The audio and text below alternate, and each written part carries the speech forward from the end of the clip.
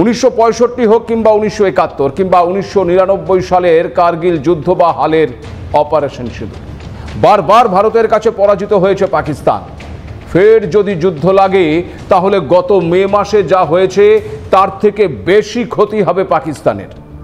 না, এ কথা আমি বলছি না, এ কথা বলছেন জম্মু সীমান্তের বিএসএফ এর ইন্সপেক্টর জেনারেল শশাঙ্ক আনন্দ। প্রশ্ন হচ্ছে, হঠাৎ কেন বিএসএফ এর তরফে এমন মন্তব্য করা হলো? তবে কি ওই অপারেশন 2.0 আসন্ন? বারবার এই এডিটরস ডায়েরিতে যে সম্ভাবনার কথা আমরা বলে আসছি, সেই সম্ভাবনাই কি এবার তবে সত্যি হতে চলেছে?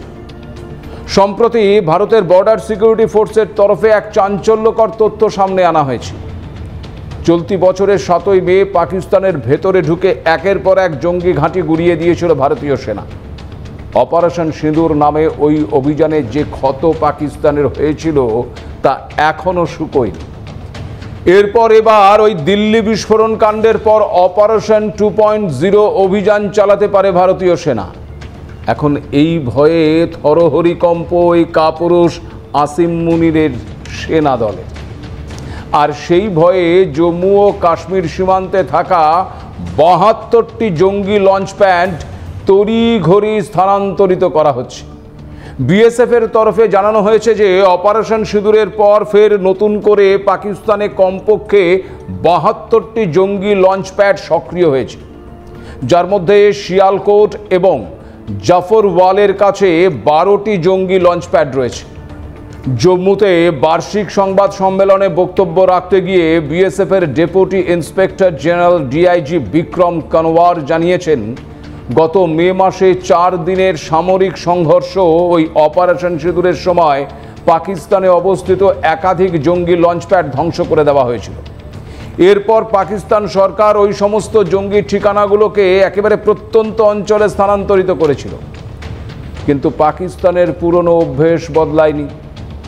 ডিআইজি বিক্রম কানওয়ার জানিয়েছেন, আন্তর্জাতিক সীমান্ত এবং নিয়ন্ত্রণ রেখা জুড়ে বর্তমানে আবার 72টি লঞ্চপ্যাড সক্রিয় রয়েছে, যার মধ্যে 12টি লঞ্চপ্যাড ওই শিয়ালকোট এবং জাফরওয়ালের প্রত্যন্ত এলাকা থেকে কাজ করছে, আর বাকি 60টি লঞ্চপ্যাড নিয়ন্ত্রণ রেখার ওপারে অত্যন্ত গভীরে অবস্থান করছে।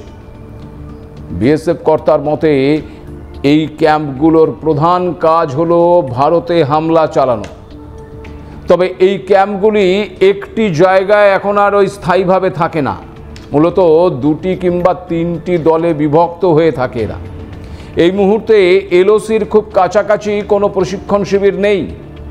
আগে জৈশে মোহাম্মদ জঙ্গি গোষ্ঠীর লঞ্চপ্যাডগুলো ছিল একেবারে নিচু তলায় বা নিচু এলাকায়, আর লস্করে তৈবার সদস্যরা ওপরের দিকে থাকত। কিন্তু অপারেশন সিঁদুরের পর সেগুলো সমস্ত কিছুই কেমন যেন ওলট পালট হয়ে গেছে। এখন আর আলাদাভাবে নয়, বরং এই 2 জঙ্গি গোষ্ঠী একসঙ্গে ওই লঞ্চপ্যাডগুলোতে প্রশিক্ষণ নিচ্ছে। অর্থাৎ ওই জৈশে মোহাম্মদ এবং লস্করি তৈবা এখন হাত ধরাধরি করে চলছে। একই প্রশিক্ষণ শিবিরে 2 গোষ্ঠীর জঙ্গিরা প্রশিক্ষণ নিচ্ছে, ভাবুন একবার। আর এই সবই যে ওই পাকিস্তান সরকারের মদতে হচ্ছে তার নতুন করে বলার অপেক্ষা রাখে না। জঙ্গিদের এই অবস্থান বদলের পেছনে রয়েছে ভারতের অপারেশন সিঁদুর অভিযান।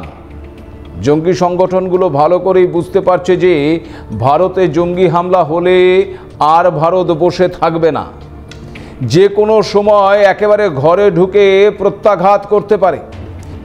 দিল্লির লালকেল্লার পাশে বিস্ফোরণের পর তাই ফের একবার ভারতের প্রত্যাঘাতের আশঙ্কায় এখন ঘুম উড়েছে পাক জঙ্গি সংগঠনগুলোর।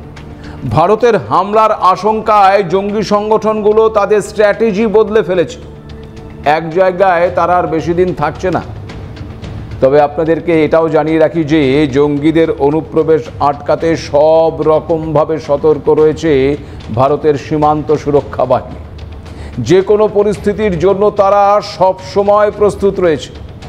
জম্মু সীমান্তের বিএসএফ এর ইন্সপেক্টর জেনারেল শশাঙ্ক আনন্দ সাব জানিয়েছেন, ভারত সরকার যদি সীমান্তে পুনরায় অভিযান শুরু করার সিদ্ধান্ত নেয় তবে তারা নির্দেশ মেনে চলতে প্রস্তুত রয়েছে।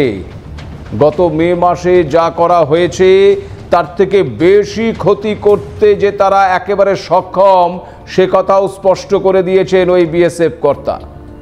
আর এরপরেই ফের একবার প্রবল হয়েছে ওই অপারেশন সিঁদুর 2.0 অভিযানের সম্ভাবনা।